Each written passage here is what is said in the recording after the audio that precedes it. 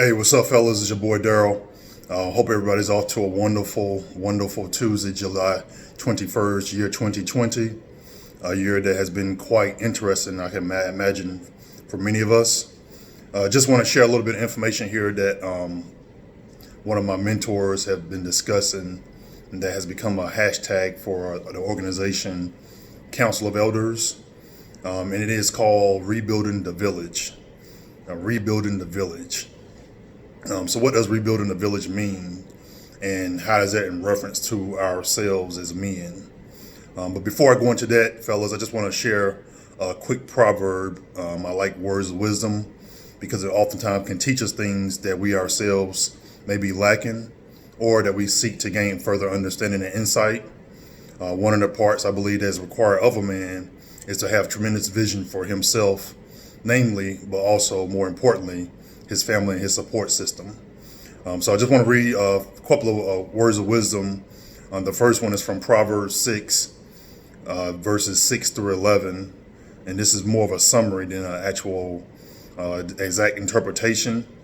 But from this summary, I think you'll get the gist in which and why this is in reference to us men.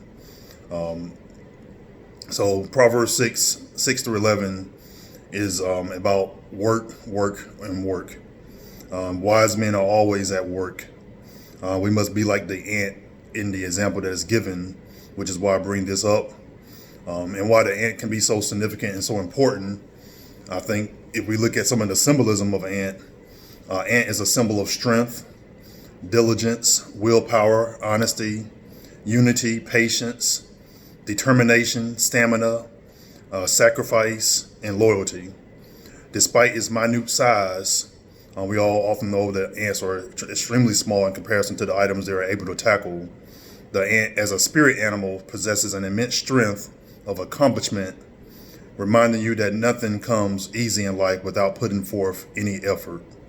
Hence the scripture verse I use here in this example, Proverbs 6 through 11, and being wise men are always at work, and that we must be like the ant in our examples for our families. The next quote or words of wisdom I like to share with you is from Confucius, and this is dealing with the concept of wisdom according to Confucius. By three methods we may learn wisdom. First, by reflection, which is the noblest way to learn wisdom. Second, by imitation, which is the easiest way to learn wisdom. And third, by experience, which is the most bitter way to learn wisdom. The man who moves a mountain begins by first carrying away small stones. This is important as we embark on our missions as men in our endeavors of life, whether it be work, of course, whether it be like our families, our hobbies, our responsibilities, our civic duties. All of these are critical efforts, I believe, to the strength and the continued success of men in our families.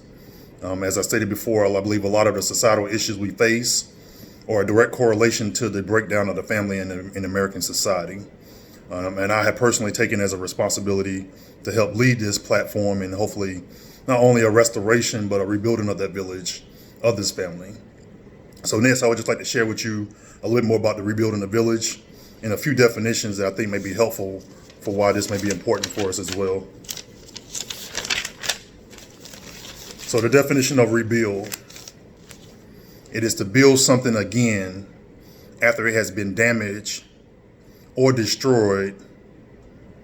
The definition of rebuild, according to Merriam-Webster dictionary, is to make extensive repairs to restore to a previous state. It also means to make extensive changes in and to mark important improvements. To try to return the good situation that you were in before an unpleasant event happened.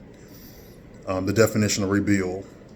Some synonyms for rebuild consist of reconstruct, renovate, rehab, restore, refashion, revamp, remake, reassemble, and recondition. And I believe that we can recondition our families here for our American societies for the better. The village, according to Wikipedia, gives a definition of a clustered human settlement or community. There are many communities throughout the United States as well as the world But for this sake of purpose, I'm talking about particularly men here in the United States, also our African American men, who oftentimes, where there's more men in prison than there are oftentimes in colleges. And I don't think this is all just coincidence. I believe there's some systemic and some things within our own culture that have led us to this peril, and that they can be remedied. It's going to have to be through the family. The family is the first institution, and the family is also one of the strongest institutions that we have. With the strong families, I believe we create strong societies. We have less depression, we have less crime, we have less violence against one another, with success and happy families. So next, I'd just like to share a few things also from you from All Pro Dads, and it is entitled 5 Things I Wish My Father Taught Me. So one of the things I thought about in the process of us rebuilding the village, there are many, many lessons that we can learn from the deterioration and some of the destruction of the family structure in which we've seen in today's society. It's no one particular person's fault.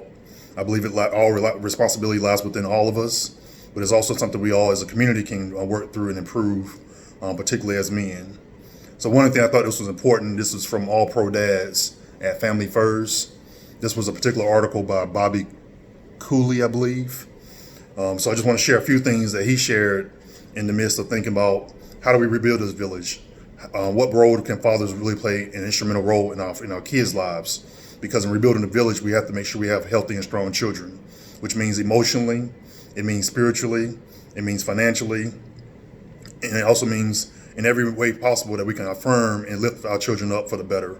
And it has to come from the men. Women have been holding the fort down for years, and I think it's time now for us men to take that title over and raising our children and leading them forth.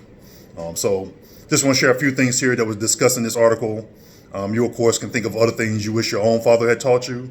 And I think as we look at the root causes, some of the things that plague us men in becoming better fathers, better uncles, better citizens, we have to really examine the root. So I'll just share a few of these things, and I may even add a few of my own things I may wish that my father may have taught me, even though there's been many things that for many of us that our fathers and our grandfathers and even our great-great-grandfathers have left a very lasting and indelible legacy for our families. So one of the things that it shared was, I wish my dad had taught me about sex and dating. The second thing is, I wish my dad taught me how to cook. The article also said, I wish my dad had taught me that I don't need approval from others. This approval can be provided to our children beyond their performance. Is the approval that we give in our children, is it simply based on the things they do, or is it based on the person they are and the lives they live? Can we affirm our children, constantly build them up in a way that's edifying and not destructive, and also leading out their lives based on the example that we ourselves lead as fathers, as men? One of the other things they also mentioned was, I wish my dad taught me how to manage my time. And the last thing it shared was, I wish my dad had taught me moderation. The moderation is particularly key, as it discussed in this particular situation, of how many men have different vices that oftentimes we as fathers have allowed our children to see, and our children may grow up to repeat those same vices. This could be in a reflection of pornography, it could be in a reflection of alcohol, it could even be in a reflection of work, and how we use work as an excuse to evade our emotional responsibilities for our families. There's no sense of delay and gratification, maintaining control over our addictive natures, moderation as a key, which can be a key to balance and stability for our families. So these are just a few things here that were shared from this article, All Pro Dads, by Family First. 5 things I wish my father had taught me. And I'm hoping some of these conversations will help us as we seek to rebuild, to restore and regenerate our families in generations to come, as men and as fathers, as uncles, and as citizens of this great United States that we live in. We have more things in common than we have are different. And I think if we seek those things, we can really bring forth much fruit from each other in our lives based on the gifts and talents that exist. So with that being said, I hope you all have a great day, and feel free to drop any comments of lessons that you may have learned from your fathers, or things you wish your father had taught you that maybe we can share in this platform that can help others learn from as well. With that being said, have a great evening.